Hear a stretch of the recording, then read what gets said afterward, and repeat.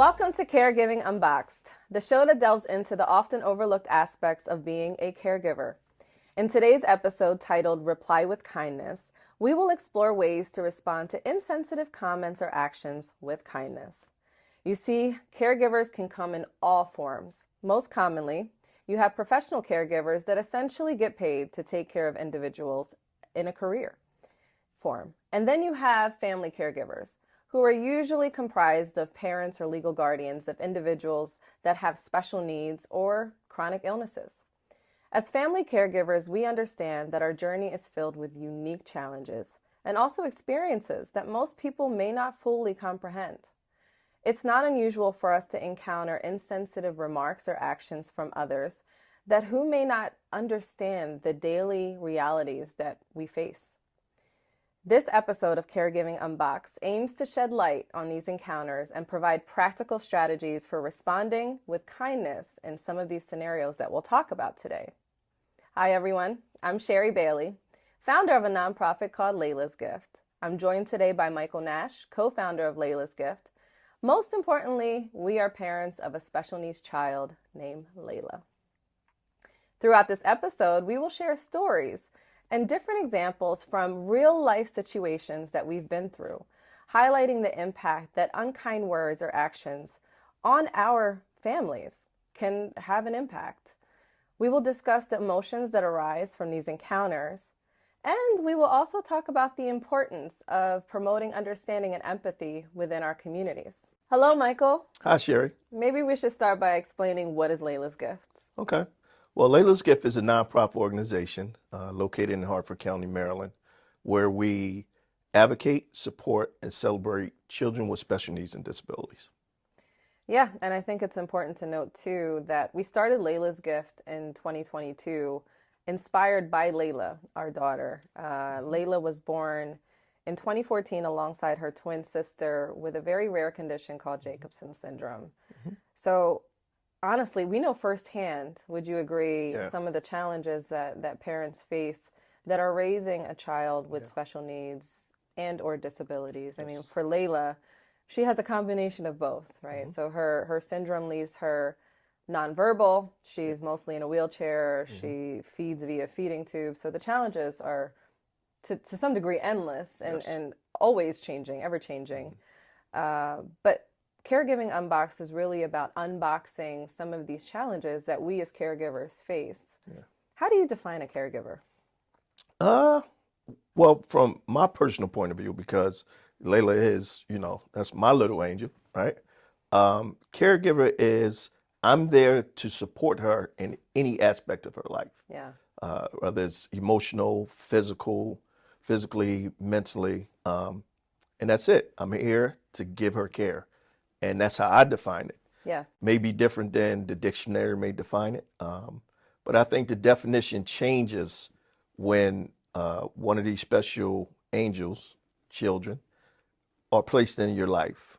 Caregiver takes on an entirely different meaning. Absolutely. And I just want to note that today's episode, we're speaking from our experience as a parent of a special needs child. But as I noted earlier, caregivers come in all forms and shapes. And you can have caregivers of people with chronic illnesses and different types of conditions. But from this perspective, we're really going to hone in on the parent caregiver piece. I'll also say I've personally seen people almost frown upon the word caregiver. And I must say, I fully did not understand this role until Laila was born. And caregiving is such an underestimated role that you really don't have training for.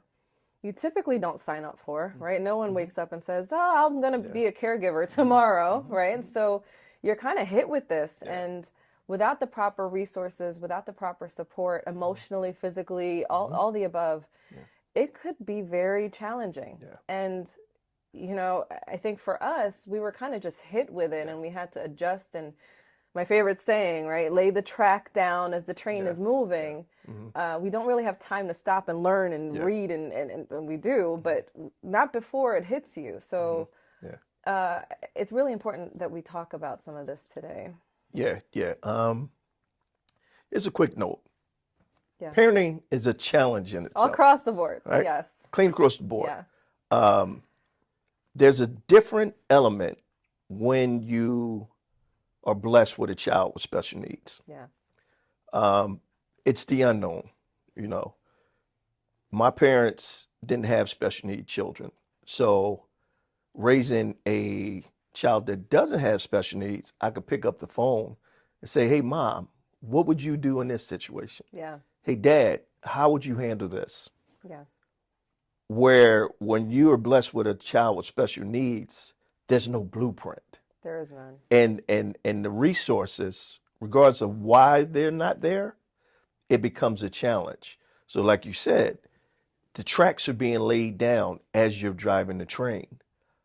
And that's the challenge, that until you are on that train, you really don't quite understand what it takes. Yeah. You know, and as humans, we'll constantly beat ourselves up. I didn't do it right. You know, I could have done it better. Yeah. But there's no blueprint. There is none. So all we as parents can do is love them and just continue to do the best we can. We're still learning. Mm-hmm. I mean, Lana and Laila are 9 years old now, and Laila wasn't really expected to be here after 2 years old. So that's a miracle in itself. Yeah. But with that comes additional challenges that we didn't expect. Yeah. But to the common world that may not be subject to this challenge on a regular basis, there are some individuals that, I mean, we've even seen that maybe approach it a bit without empathy. And I really want to touch on that today. I think you hit the nail on the head when you said, do the best that you can. Because it's not just about doing the best that you can under your roof, but also extending that outside. And you and I, in particular, have been through many situations where, as a parent, you have to bite your tongue and really use that moment to, I'll use the word educate, on ways on how to be kind. Yeah. So let's go through some of these scenarios. We'll have a little bit of fun with it, even though it's a very sensitive topic. And I wrote 3 examples here of things that we've been through. Okay. The first one is the grocery store. I know you remember this one. Yeah. So for those that have not heard this story before, I was in a grocery store with Laila. She was sitting in a cart, and I was waiting to be checked out. And because Layla's nonverbal, she doesn't necessarily talk, but she makes a lot of sounds. And she was really enjoying this toy, and she was overly happy. And the gentleman in front of us in the line turned around and looked at me and said, "Will you tell her to be quiet?" And I did not know how to respond, you know, because the mom instinct in me wanted to say something so much more, but I kept it very generic. And I told him, well, I wish I could tell her to stop, but unfortunately her condition won't allow her to comprehend that. I hope you understand. And he was really frustrated and rolled his eyes and turned around. So in that moment, how can one reply with kindness? Okay. The easiest thing I would think would have been to do is, if it was bothering him, just turn around and say, "Ma'am, could you keep your kid down a little bit? Or is there something I can do to help?" Or turn around and say, "Hey, little lady, how are you doing?" Yeah. To me, I think that would be engage with her. Yeah. You know, that way she's engaging, you're engaging. That, to me, that's the kind of thing. It's seconds out of your life. It's not really going to cause any harm to you. You know, one of the things that people may not realize is, us as parents, we have a little bit of a deep insecurity when we take our children in public. And for that reason, I personally had isolated Laila for a long time, because bullying is a big part of this environment as well, in this world that we live in. And, you know, it's really about making sure that we don't subject our children to comments or actions that they really don't have any control over.